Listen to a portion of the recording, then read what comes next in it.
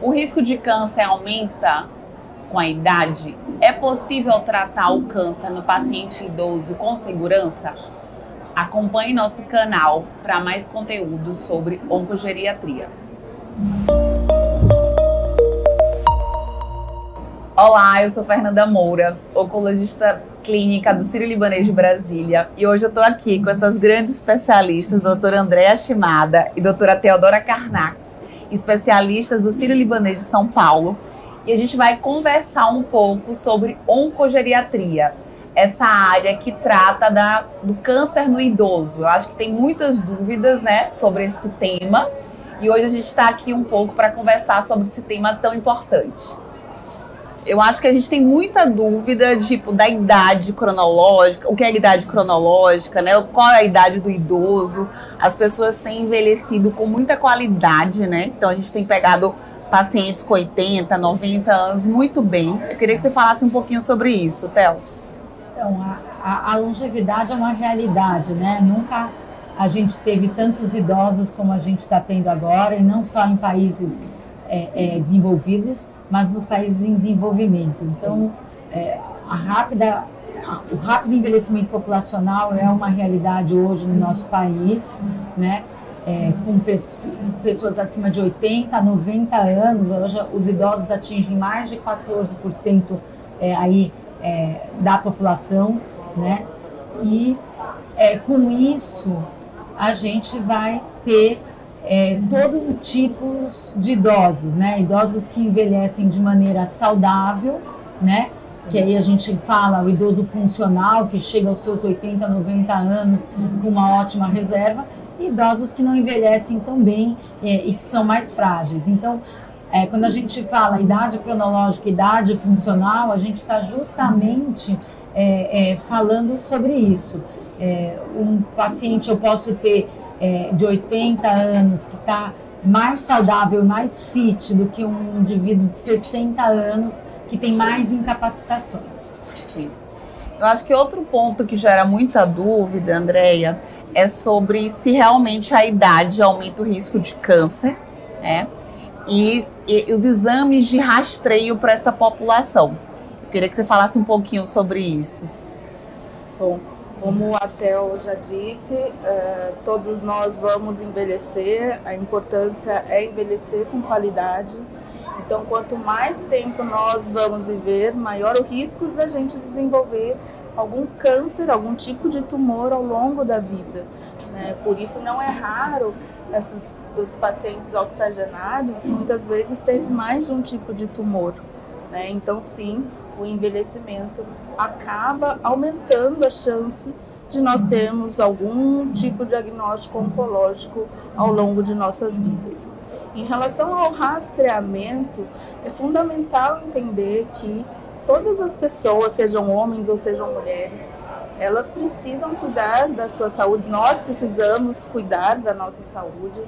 Todos nós vamos precisar ter um clínico e, com o entardecer da idade, um geriatra para nos acompanhar e seguir o rastreamento quando nós vamos ter pessoas acima de 70, 75 anos com uma expectativa de vida acima dos 5 anos, né? Então, câncer de mama é assim, paciente com próstata, até quando a gente vai avaliar PSA, toque retal, né? E mesmo a colonoscopia. Então, quando nós falamos em rastreamento de forma geral, isso sim, a gente tem a idade em que todos nós devemos seguir, mas a partir do momento em que nós envelhecemos, a individualização é fundamental para entender quem deve seguir esses exames. Como é a sua prática no consultório direcionado para essas pacientes aí do rastreio ginecológico? Então, eu acho que são pontos importantes. A gente tem uma recomendação do Ministério da Saúde com relação ao rastreio de câncer ginecológico, no qual talvez a gente tenha que ponderar com a longevidade uma revisão aí em termos populacionais desse rastreio, né? De quais são as políticas que a gente tem que orientar. O fato muitas vezes as idosas deixam de ir a fazer o exame ginecológico, né? E com isso elas negligenciam um diagnóstico mais tardio, por N razões, ou porque não foi na ginecologista, ou porque deixa de ter um autocuidado até pessoal, um olhar para si mesma pessoal.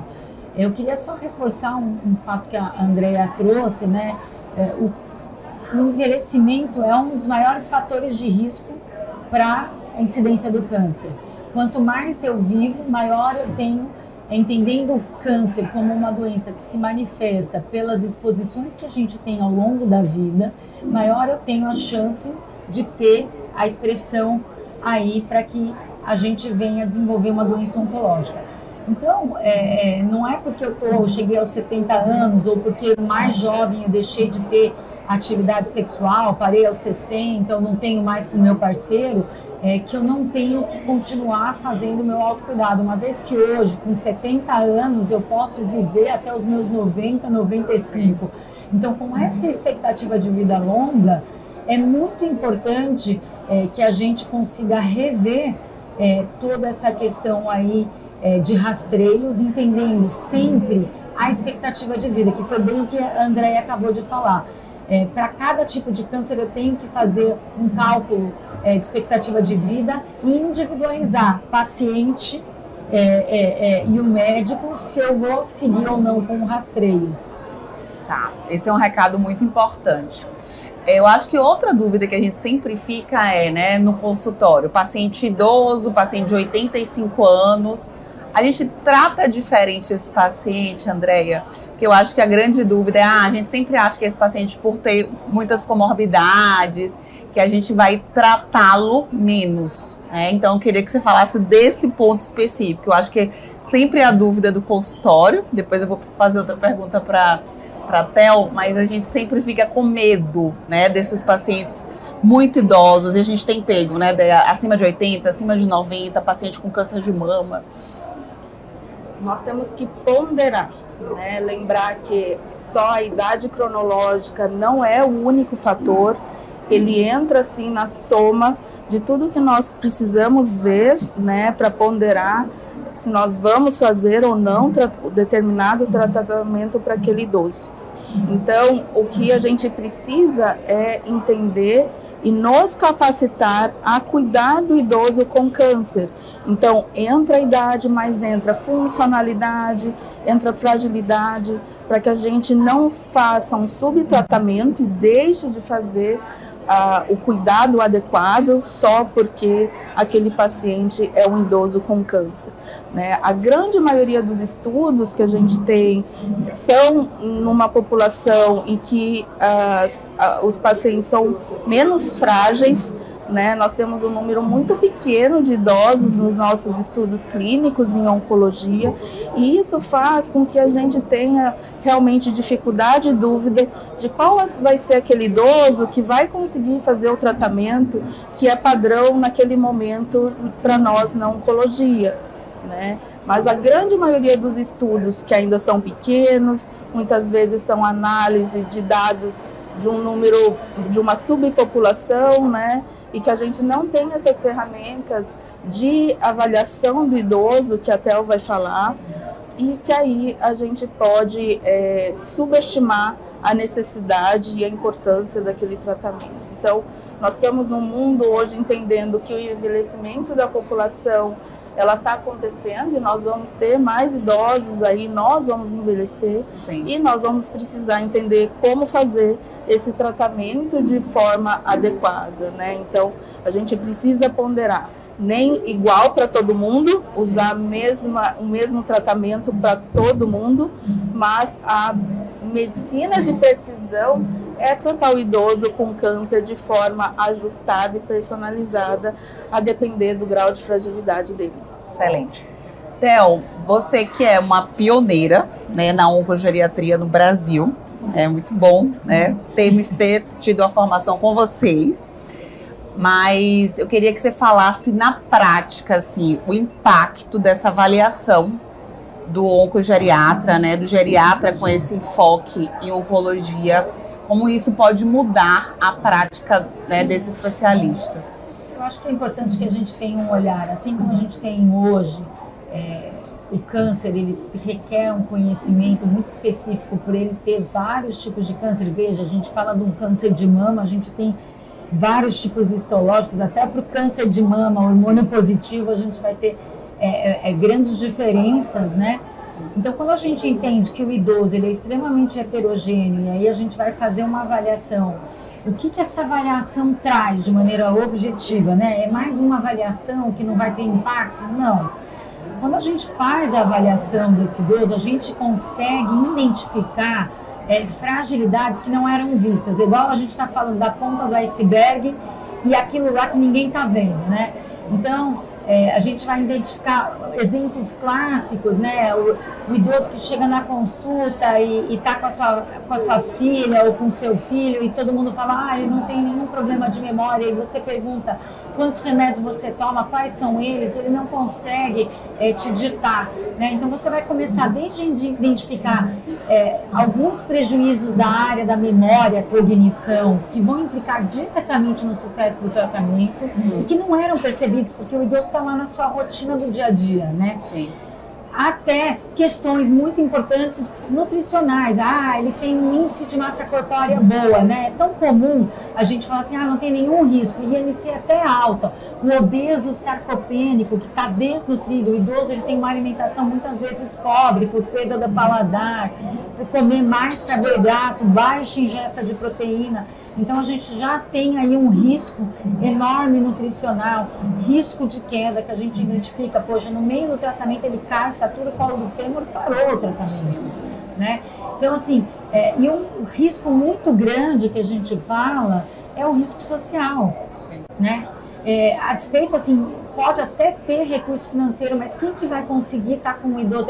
E às vezes o idoso mais independente vai precisar de alguém para estar acompanhando ele durante o tratamento, mas quem que consegue parar aí durante um tempo muito grande para estar indo fazer o tratamento? Então, toda essa elaboração, todo esse planejamento vai fazer o quê? Vai fazer com que a gente identifique os riscos e viabilize de maneira muito segura o tratamento. Então, de um lado, o oncologista vendo toda essa parte medicamentosa hoje, de interações medicamentosas também que a gente vai fazer para o idoso junto ao onco, viabilizando um tratamento seguro, e a gente olhando esse idoso em todos esses domínios que a avaliação geriátrica ampla nos traz, para poder gerar intervenções e trazer um tratamento realmente seguro, e isso de fato impacta no sucesso do tratamento oncológico. Sim. Eu queria que a gente falasse um pouquinho aqui, porque eu acho que para a avaliação do idoso, como a equipe multi é fundamental. Então, acho que você falou de aspectos práticos, assim, da rotina, né, para quem está ouvindo a gente, que é alimentação rica em proteína, atividade física, né, se manter em movimento, como essas questões são importantes, de suporte social. A gente tem pego muitos idosos também deprimidos, sem rede de apoio, que eu acho que é um problema grave, assim, que a gente precisa também cuidar. Então, eu queria que vocês falassem um pouco desse aparato, né, de fisioterapia, de nutrição, como é importante esse suporte da equipe multi nesse cuidado. Não sei, eu vou falar um pouquinho e vou deixar a Andréia falar. Eu acho que é importante, a jornada do diagnóstico de um câncer, o paciente entra numa jornada. O primeiro ponto é a gente entender que a partir de agora algumas coisas mudaram, né? E como ele estava antes não vai fazer. Então não vamos fazer nada. Não fazer nada também implica em sintomas, em uma série de complicações. Então, primeira coisa é a gente entender que a partir de agora a gente tem um novo momento de vida e que vai exigir aí um planejamento de cuidado. Esse planejamento de cuidado, quando você tem uma equipe multidisciplinar bastante engajada, a gente consegue direcionar. Temos que tomar um cuidado para não trazer um monte de muitas demandas, de muitas consultas, de muitas coisas, porque senão o idoso se perde. Então a gente precisa ter um gerenciamento e um planejamento desse cuidado. Mas a equipe multi, tanto você fazer uma reabilitação de fisioterapia, hoje a gente tem muito claro, não dá para iniciar um tratamento sem botar esse indivíduo de uma maneira mais ativa, com atividade física, o fortalecimento da musculatura, a equipe de nutrição no seu trabalho, a equipe de psicologia muitas vezes trazendo o suporte e um cuidado. Ah, mas não é muita coisa? De fato, né, são muitas consultas. Então a gente tem que saber entender e realmente um quebra-cabeça de entender o que é prioridade naquele momento, né? E ter um gerente nessa conduta, né? Nesse planejamento, né? E uma equipe que se comunica, que está todo mundo engajado na mesma fala, para o paciente idoso não se perder. Então, se eu pudesse falar, né, da importância da equipe multidisciplinar, ela é fundamental, né? Mas todo mundo tem que estar falando a mesma linguagem e o impacto aí é realmente inquestionável mesmo quando a gente consegue caminhar nesse sentido. Eu acho que é isso. O mais importante é nós entendermos que, independente da idade, né, e mesmo os pacientes jovens, existe uma grande importância em relação a todas as demandas, né, que o diagnóstico oncológico acaba implicando. E quando nós vamos colocar todas essas demandas no tratamento e na complexidade do cuidado do idoso com câncer, essa dificuldade, né, ela é muito maior. Então, a priorização, como a Theo falou, é fundamental, né? Então, para que a gente possa entender que a velocidade também ela é importante, a gente não pode perder o tempo do início de um cuidado, de início de tratamento. Então, é muito difícil você falar que a gente vai precisar de algumas semanas ou meses para melhorar a nutrição, para reabilitar, né? O câncer não espera, né? Mas também entender se aquela fragilidade é pelo tumor, a gente tem que ir todo mundo junto, tem que começar a tratar, porque parte, talvez, das falhas, né, e dificuldade de alimentação ou fragilidade vai melhorar com o tratamento oncológico. E qual é aquele idoso que a fragilidade já está lá e talvez, né, o tratamento ainda vai impactar de forma negativa.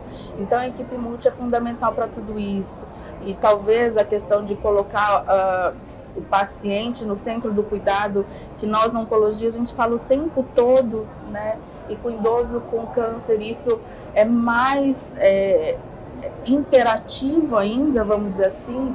A gente precisa ver de que forma a gente ajusta tudo isso, né? Para que esse paciente não fique com a agenda de segunda a segunda, cheia de consulta, que ele não vai conseguir chegar em casa para atender todas as demandas que a gente acabou orientando e pedindo no consultório. Verdade. Eu acho que outra dúvida muito comum é da doença metastática, né, da doença avançada, que já está em outros órgãos. Na oncologia a gente evoluiu muito, né, com tratamentos menos tóxicos. E eu queria que a gente comentasse um pouco sobre as opções de tratamento, né? Que a gente tem tratamentos que tem impacto em qualidade de vida, que melhoram sintomas. E depois, que você falasse um pouco do cuidado paliativo nesse paciente também. Bom, em relação ao tratamento, quando esse paciente tem uma doença avançada, né? E aí nós estamos falando de um cenário em que o tratamento vai necessariamente precisar ser um tratamento mais demorado, mais contínuo, né? No consultório eu falo que é um tratamento que não tem um tempo cronológico de início, começo e fim. E nessa jornada e nesse caminho, a gente precisa ajustar as demandas, o tempo do tratamento, a dose. E os avanços na oncologia como um todo surgem para melhorar tudo isso. Então, quando nós estamos conversando com o paciente, com o familiar, sobre o cuidado oncológico, neste cenário eu costumo dizer, o primeiro objetivo é controlar qualquer sintoma que seja e que esteja relacionado com a doença. Segundo objetivo é melhorar a qualidade de vida, promover saúde. O terceiro é viver por mais tempo. Não que isso seja menos importante, mas que não adianta a gente estender um tempo de vida com muitos sintomas, com uma qualidade de vida ruim. Então, fazendo essa jornada de tudo isso, o tratamento oncológico, sim, ele pode melhorar os sintomas. Em relação aos avanços, a gente tem imunoterapia em diversas áreas, em diversos tipos de tumor, mostrando um impacto positivo. isoladamente ou associado a outro tipo de tratamento, ou seja, combinado a algum tipo de tratamento. As terapias alvos, ou seja, medicações direcionadas para alguma alteração que esse paciente pode ter, né? Os anticorpos conjugados à droga, que são medicações mais inteligentes, né? Que levam a quimioterapia para dentro da célula tumoral, né? E dessa maneira, o racional do anticorpo conjugado à droga é fazer com que a gente não tenha muita quimioterapia circulando na corrente sanguínea, ou seja, dessa maneira diminuindo toxicidade. Mas nem todos esses avanços eles se ajustam a todos os pacientes, é por isso que a individualização do cuidado é fundamental. Sim.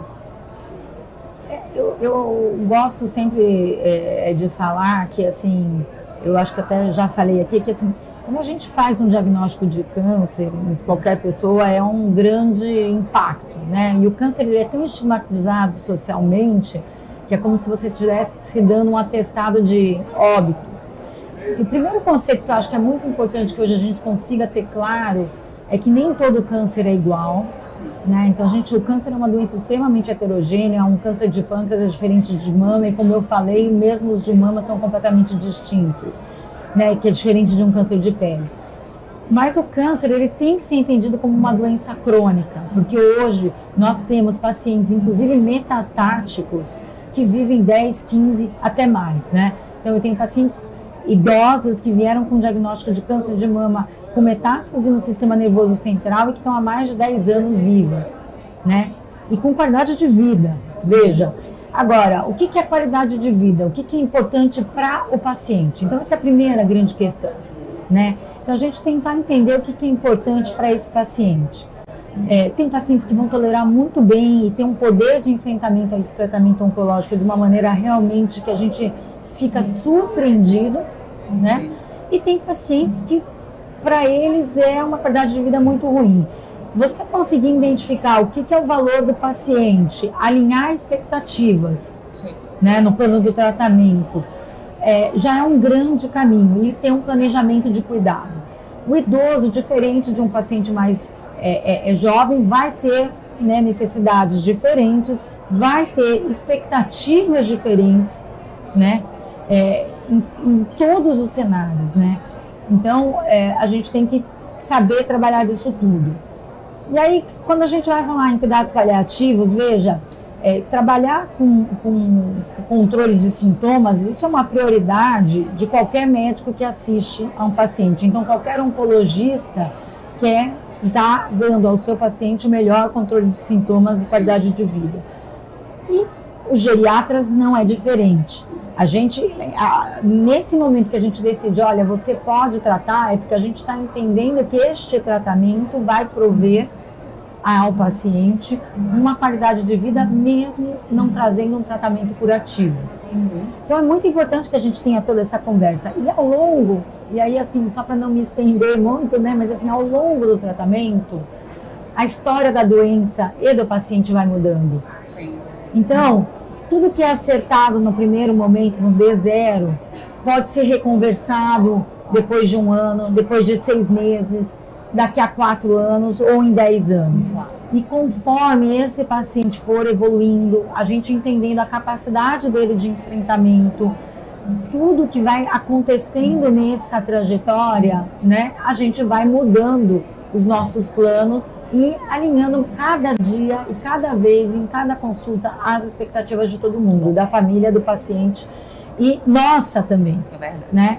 E o que eu acho que, assim, e aí nesse cenário a gente pode falar paliativos exclusivos ou um paciente que está em cuidados de sintomas, mas não é, ele é uma doença metastática, a gente está cuidando de sintomas, esse paciente está seguindo, ou é uma paliação exclusiva, a gente não vai dar mais nenhum tratamento, a gente prioriza realmente que esse paciente passe aí os últimos momentos da sua vida com nenhum tipo de desconforto. Mas é importante que a gente tenha claro que dar o tratamento não é dar desconforto. Exato. Né? E Sim. que a paliação exclusiva, não, né, uma coisa não exclui a outra. A gente está o tempo todo negociando e alinhando expectativas na vigência de um tratamento de câncer num paciente idoso, em qualquer tratamento, mas eu acho que nesse cenário isso é muito visível em termos de prioridades de cada um. Perfeito, perfeito, Theo. Eu acho que uma coisa que você falou muito importante são os valores do paciente e essa comunicação, tanto Sim. com o paciente como toda a equipe, né? Eu acho que é uma das coisas que eu acho que traz mais valor para o cuidado, essa comunicação da equipe para centrado naquele cuidado do paciente. A gente está indo para os nossos minutos finais. Eu queria que vocês deixassem aqui os recados para os nossos telespectadores, assim, um recado, né, para o paciente idoso que está começando um tratamento. Qual a dica que vocês dariam para eles? Eu acho que, assim, confiem, né? Sempre existe uma possibilidade da gente poder fazer um bom cuidado. O diagnóstico do câncer, ele pode ser assustador, mas hoje os tratamentos oncológicos, eles realmente evoluíram muito. Então a gente pode trazer segurança, né? Identificar riscos. É possível tratar o paciente idoso com câncer, mas é necessário confiança na equipe, confiança em todos os que estão envolvidos, e vocês podem realmente entender que talvez às vezes um diagnóstico de câncer é uma oportunidade até para a gente rever uma série de coisas e prioridades nas nossas vidas. Verdade.